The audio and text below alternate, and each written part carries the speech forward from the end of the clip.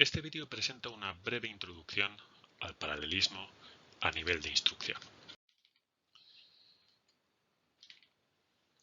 La computación de altas prestaciones busca resolver problemas computacionalmente muy costosos, minimizando el tiempo de respuesta.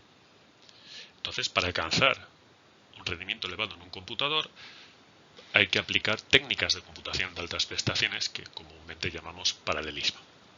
La primera de ellas, la más inmediata, ya se ha estudiado en otra parte, que es la segmentación.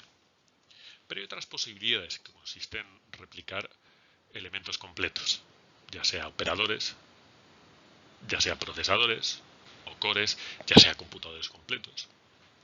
Bien, dentro de la computación de altas prestaciones, pues evidentemente para hacer algo más rápidamente, con más eficiencia, mejor, siempre se puede optar por una de tres alternativas. La primera alternativa sería trabajar más duro. Pero eso, que en otros ámbitos se puede trabajar de diferentes formas, en el ámbito de la arquitectura de computadores implicaría disponer de mejoras en la tecnología, cosa que no siempre está a nuestro alcance. Por lo tanto, trabajar más duro no siempre es una opción. Una segunda opción podría ser trabajar más inteligentemente. Pero de nuevo, eso que en otros ámbitos puede estar claro y a nuestro alcance, en el ámbito de los computadores significa trabajar con algoritmos más optimizados, mejores algoritmos. Y eso tampoco está siempre a nuestro alcance porque no siempre es posible disponer de mejores algoritmos. Finalmente, cuando todo falla, en este y en tantos otros ámbitos, la tercera opción es buscar ayuda. Y en concreto en este ámbito de la arquitectura de computadores, buscar ayuda equivale a utilizar procesamiento paralelo, computación de altas prestaciones. En este sentido, se puede destacar que la arquitectura de computadores ha estado buscando algo así como su permanente Eldorado en el diseño de los computadores, creando siempre computadores más potentes. Para ello se ha intentado aprovechar el potencial del paralelismo entre instrucciones, y eso ya se ha visto con la segmentación del cauce. Entonces se puede ejecutar diferentes partes de diferentes instrucciones en paralelo, o bien replicando elementos. Y una de esas posibilidades, como hemos visto, es la conexión de muchos más computadores, computadores más pequeñitos, por ejemplo, para ganar potencia de cómputo, teniéndolos todos ellos trabajando de forma colaborativa. Por lo tanto, vemos que en la computación de altas prestaciones uno de los elementos es explotar el paralelismo inherente a la ejecución de las instrucciones, el paralelismo al nivel de instrucción, que es el ILP, Instruction Level Parallelism en inglés. La otra opción es utilizar más de un procesador, con lo cual iríamos a sistemas multiprocesadores o sistemas multicomputadores. En cualquier caso, lo que se va a estar buscando es la ejecución paralela de instrucciones, o bien a un nivel más alto de procesos completos, o bien de threads, que son hilos, partes más pequeñas de procesos.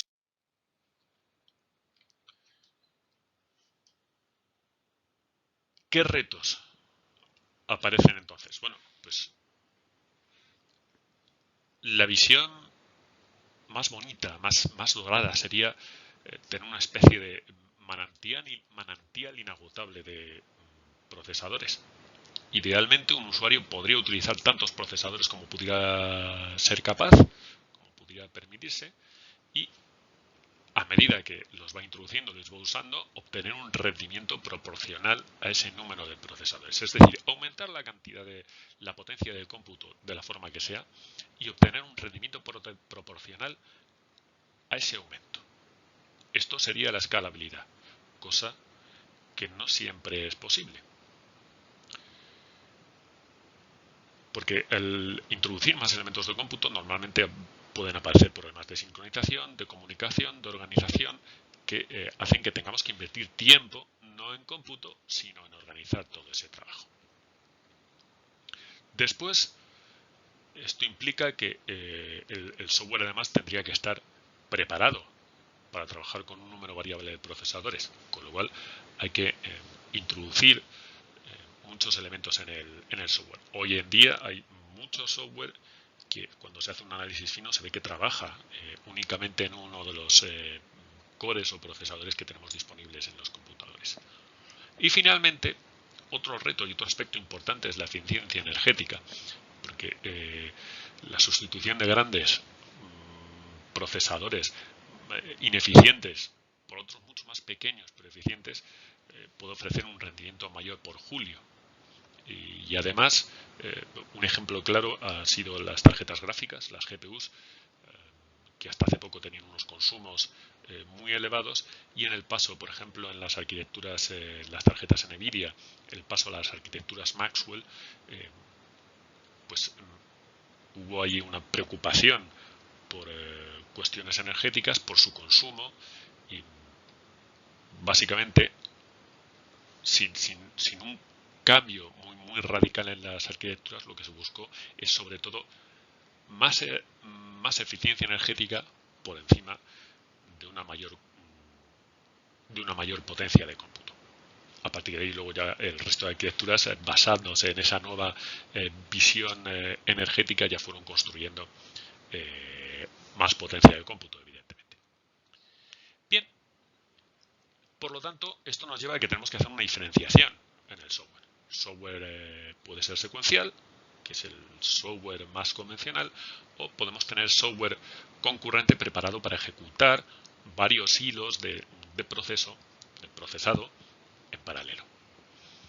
Esto nos lleva entonces a que podemos tener diferentes tipos de paralelismo, bien sea, como hemos visto, a nivel de instrucción, podemos tener a nivel de proceso, donde se ejecutan varios procesos a la vez en diferentes procesadores, o bien a nivel de procesamiento paralelo, donde tenemos un programa único que se ejecuta en múltiples procesadores.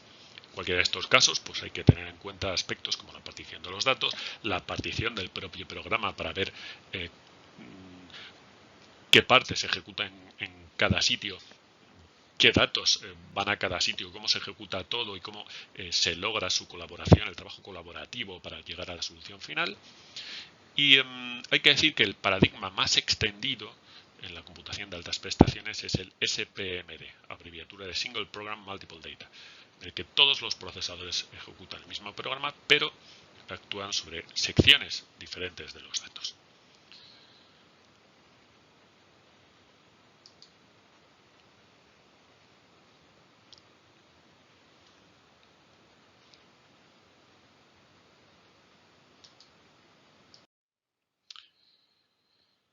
¿Qué objetivos nos planteamos? Bueno, pues primer objetivo y fundamental es tratar de utilizar ese hardware disponible de una manera más eficiente. ¿Qué problemas aparecen? Como hemos comentado, la partición del problema, ya sea la partición en términos de programa, qué parte del programa se ejecuta en cada procesador, o la partición de los datos, qué datos son las que van a cada unidad de cómputo, a cada máquina, etc. Además aparecerá un problema de coordinación entre procesadores. Solo hay que pensar que si en el mundo real se encarga un trabajo a una persona, sabiendo que tiene capacidad para hacerlo, le costará más, tardará más tiempo, pero acabará por hacerlo e invertirá todo el tiempo asignado en hacerlo.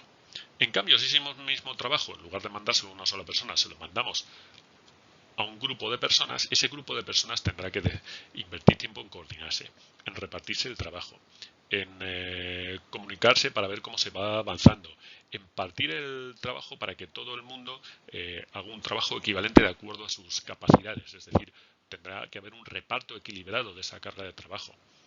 Y esto implica una sobrecarga. En muchos trabajos seguro que se oye esta frase de que se pasa uno más tiempo reuniéndose con gente que haciendo el trabajo. Eso sería una sobrecarga en las comunicaciones.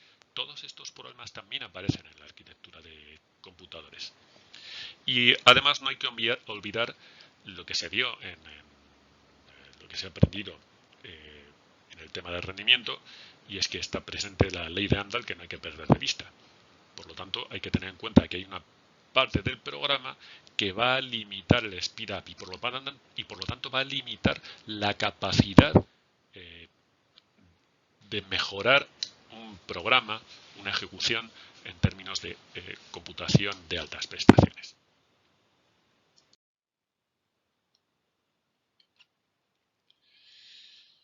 Bien, el paralelismo a nivel de instrucción lo que va a intentar es explotar el paralelismo intrínseco de las instrucciones, que ya se ha visto en la segmentación que existe. Entonces, dos instrucciones serán paralelas y se pueden ejecutar simultáneamente en un cauce sin causar paradas, suponiendo que tenemos suficientes recursos para ello. Es decir, no estaríamos hablando, por ejemplo, de riesgos estructurales. Pero sí tenemos que tener en cuenta que hay que eliminar las dependencias de datos. Es decir, tratar los riesgos de control o los riesgos estructurales se puede resolver de una determinada manera. Resolver los riesgos de datos tiene también mucho que ver con la forma de programar. Es cierto que a posteriori se puede trabajar, pero se consigue mucho más efecto si a la hora de programar, a la hora de crear un programa, se pueden eliminar las dependencias de datos. Esto facilita mucho la tarea. Existen, pues, una serie de limitaciones que aparecen. ¿De acuerdo? Las dependencias de datos. Sobre todo, read after write, es decir, lectura después de escritura. El resto son dependencias de datos que no producen riesgos y por lo tanto tienen un impacto menor. Por supuesto, los riesgos de control.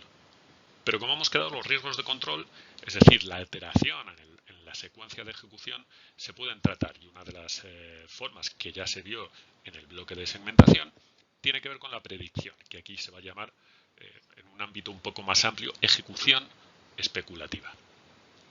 Y por supuesto, limitaciones al ILP es que al paralelismo a nivel de instrucciones, que se produzcan fallos en el sistema de memoria que harán imposible realizar bien y sacar partido a estas técnicas.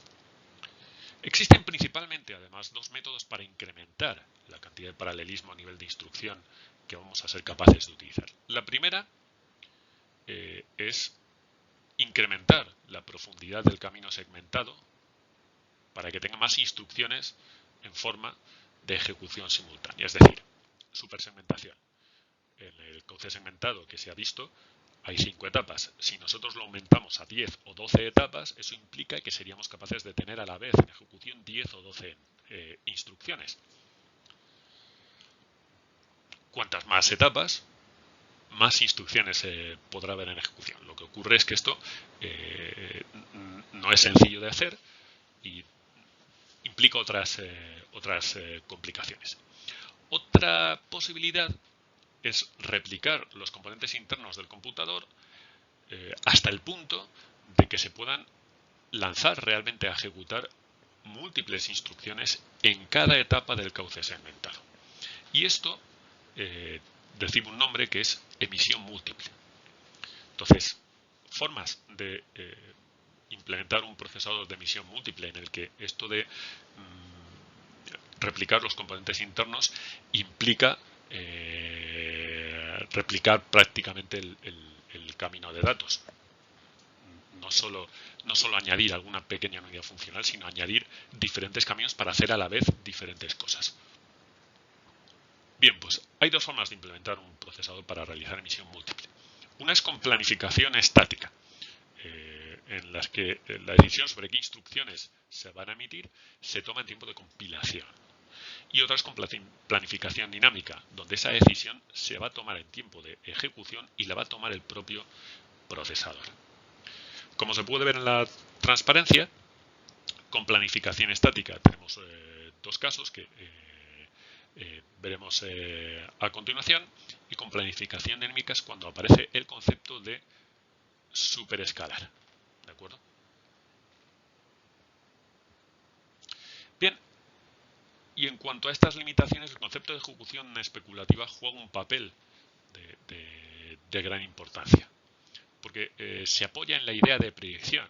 Y esto implica que el compilador o el procesador van a tener facilidad para intentar prever cosas que van a ocurrir, propiedades de una instrucción, de tal manera que se pueda comenzar la ejecución de otras instrucciones que podrían depender de la instrucción sobre la que se está especulando. ¿De acuerdo? Entonces, se puede especular con el resultado de un salto, que es el caso más sencillo, y se puede especular si el salto va a ser efectivo o no va a ser efectivo, para decidir qué instrucciones se puede adelantar para su ejecución, si las de la rama donde el salto es efectivo o las de la rama donde el salto no es efectivo. También se puede especular que una instrucción de almacenamiento que precede una carga no trabaja con la misma dirección, lo que permitiría que la carga se pudiera ejecutar antes que el almacenamiento, por ejemplo. ¿Cuál es el problema de especular, de predecir? Pues que puede haber fallos o puede haber problemas y puede que esa predicción o esa especulación sea errónea. Entonces, todas estas técnicas tienen que obligatoriamente incluir mecanismos que permitan deshacer los efectos de las instrucciones que se han ejecutado de forma especulativa y que no debieron ejecutarse porque la especulación falló, ¿de acuerdo? Entonces, hay que ser muy cuidadoso porque, como se puede ver, utilizar ejecución especulativa puede mejorar mucho el rendimiento de un computador cuando se hace adecuadamente. Pero cuando se cometen errores, hay que dedicar tiempo a deshacer cosas que se han hecho para volver a un punto de partida y lanzar nuevas instrucciones. Por lo tanto, es algo que se trabaja mucho y hay que dedicar mucho esfuerzo, mucha investigación para decidir cuándo se tiene que usar especulación y cuándo no. Y en cuanto a la terminología de la emisión múltiple, ¿en qué se considera una emisión? Bueno, pues la emisión, issue en inglés, se produce cuando se supera la fase de decodificación y entonces los elementos necesarios se envían a una unidad funcional para la ejecución. Es decir, fetch y decodificación serían etapas en las que la instrucción se consideraría emitida y cuando se pasa de esas dos etapas se considera que la instrucción se ha emitido para su ejecución.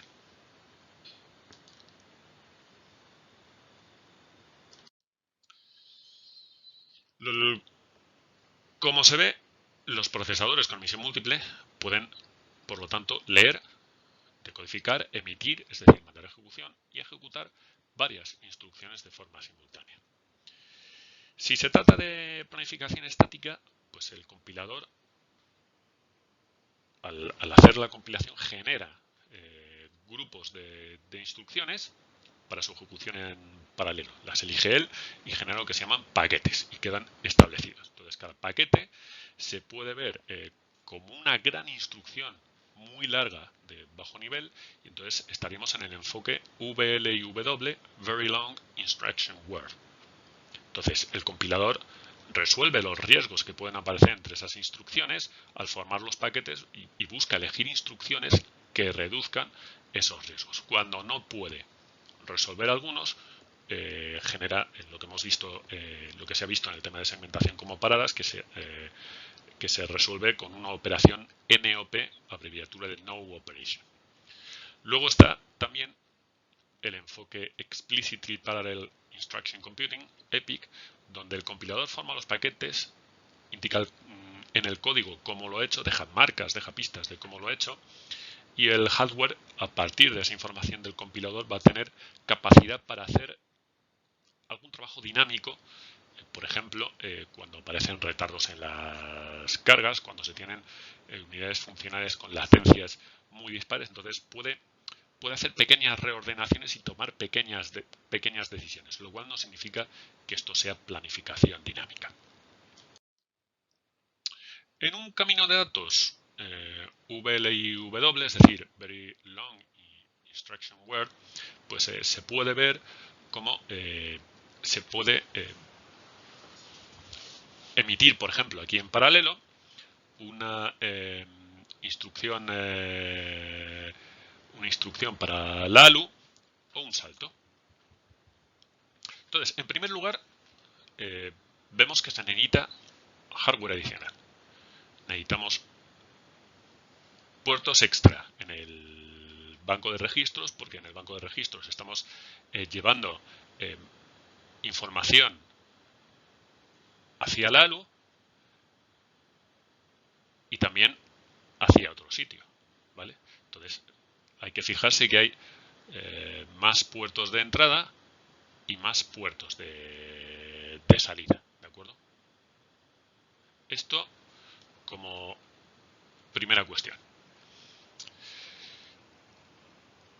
En el mismo ciclo habrá que leer 2 registros para la ALU y otros 2 para la carga, con lo cual el trabajo es mayor. Entonces, puesto que la ALU está ocupada con operaciones aritmético-lógicas, tenemos que duplicar por completo esa unidad y por lo tanto necesitamos otra unidad adicional que sea capaz de calcular para una dirección efectiva de memoria a partir de un registro base y un desplazamiento.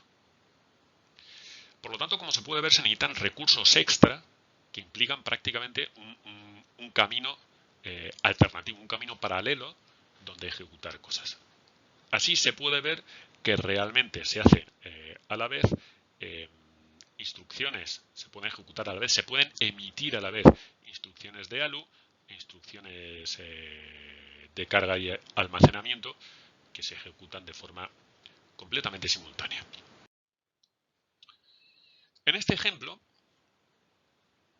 en el primer código, las 3 primeras instrucciones tienen dependencias de datos. Lo mismo que ocurre en las 2 últimas. En las primeras con T0 y en las últimas con S1. En la tabla se muestra la mejor planificación para este código.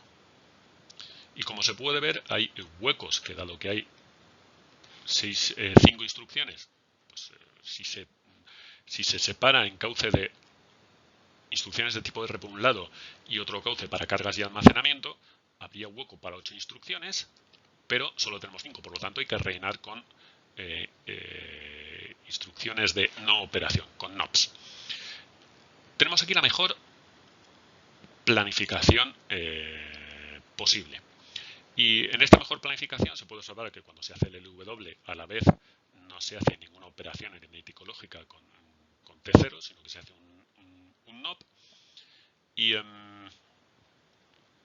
la vez que se están haciendo el ADD y el ADDU, tampoco hay operaciones de carga y almacenamiento, puesto que la operación de almacenamiento es sobre T0 y se puede hacer después de ejecutar el ADDU y eliminar dependencias de datos. Esto supone que estamos utilizando 4 ciclos para 5 instrucciones y evidentemente pues tiene su contraprestación, tiene sus problemas, porque claro, en 4 ciclos podríamos llegar a tener 8 instrucciones. En 4 ciclos podríamos tener un número de instrucciones por ciclo de 2, que sería el máximo, y sin embargo estamos utilizando 1,25, es decir, tenemos una pequeña merma respecto al ideal, con lo cual no se está aprovechando por completo esta capacidad de hacer emisión en paralelo, ¿de acuerdo? Además, se puede ver que el CPI sería de 0,8, 4 ciclos para 5 instrucciones, cuando en el mejor caso debería ser 0,5, 4 ciclos para 8 instrucciones.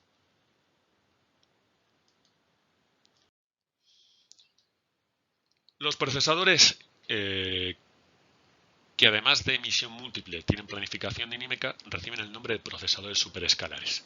Un procesador superescalar básicamente lo que cuenta, por explicarlo de una manera simplificada, es con múltiples cauces completos para hacer diferentes tipos de instrucciones a la vez. Por lo tanto, tienen capacidad para leer, decodificar y emitir varias instrucciones simultáneamente.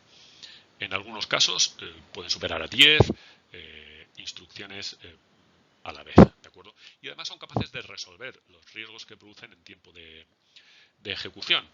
Además, la planificación dinámica permite decidir que en un código como el del ejemplo, pues se vea que se puede ejecutar el sub antes que el ADDU, y así reducir o eliminar el impacto que tiene el riesgo de datos que aparecería, porque el LW se hace sobre T0 y el ADDU también necesita utilizar T0.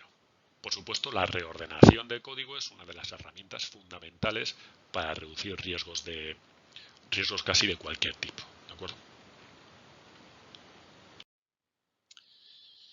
Bien, aquí se puede ver un esquema de un camino de datos superescalar en el que en cualquier camino de datos se elige qué instrucción se va a ejecutar a continuación, haciendo una reordenación de código, como hemos visto, para tratar de evitar paradas. Un camino como este se divide en tres grandes unidades. Una unidad de carga, o fetch, que realiza las lecturas de las instrucciones desde memoria, las decodifica y las envía a cada una de las unidades funcionales necesarias, ¿de acuerdo? Bien sea de cómputo entero, de carga de almacenamiento, de hacer instrucciones de tipo R, de coma flotante, etc. Cada una de estas unidades funcionales va a tener una serie de buffers que se llaman estaciones de reserva, en inglés Reservation Station, que van a contener los operandos y la operación. Tan pronto como el buffer contiene todos los operandos, el valor de todos los operandos, y la unidad funcional de la que depende está lista para ejecutar, se emite y calcula el resultado. Una vez que se tiene ese resultado, se envía a una estación de reserva que esté esperando ese resultado en particular para que pueda emitir su propia instrucción, y finalmente se envía también a una unidad de commit. Esa unidad de commit guarda el resultado hasta que es seguro almacenarlo finalmente en el banco de registros o en la memoria, si se trata, por ejemplo, de un store en este último caso. Y esta unidad además contiene otro buffer que muchas veces se llama de reordenación y que se utiliza para suministrar operandos de la misma manera que lo haría una unidad de almacenamiento en un camino de datos segmentado con planificación estática, ¿de acuerdo? Entonces puede proporcionar operandos para instrucciones ya emitidas. Las etapas de ejecución en un cauce superescalar son estas que aparecen aquí. De la misma manera que en un cauce segmentado tenemos lectura de instrucción, decodificación, ejecución, memoria y escritura de resultados, pues aquí tenemos lectura de múltiples instrucciones, que sería siempre en orden, decodificación de diferentes instrucciones, que sería también en orden, distribución o omisión de múltiples instrucciones, que se haría en orden, y entonces se pueden renombrar internamente registros para intentar resolver diferentes tipos de dependencias de datos. Se utilizan las estaciones de reserva y los buffers para resolver operandos que no estén en ese momento disponible. Después está la ejecución en cada unidad funcional, por supuesto. Después está una etapa de terminación. Entonces se copian los resultados en el buffer de terminación y de esa manera se garantiza que a través de ese buffer se van a escribir en el banco de registros o en la memoria o donde corresponda en el orden preciso. Y finalmente luego se termina con la retirada porque se realizan las escrituras en memoria con posterioridad. Si hay un salto, pues y no sabemos cuál es la siguiente instrucción que tenemos que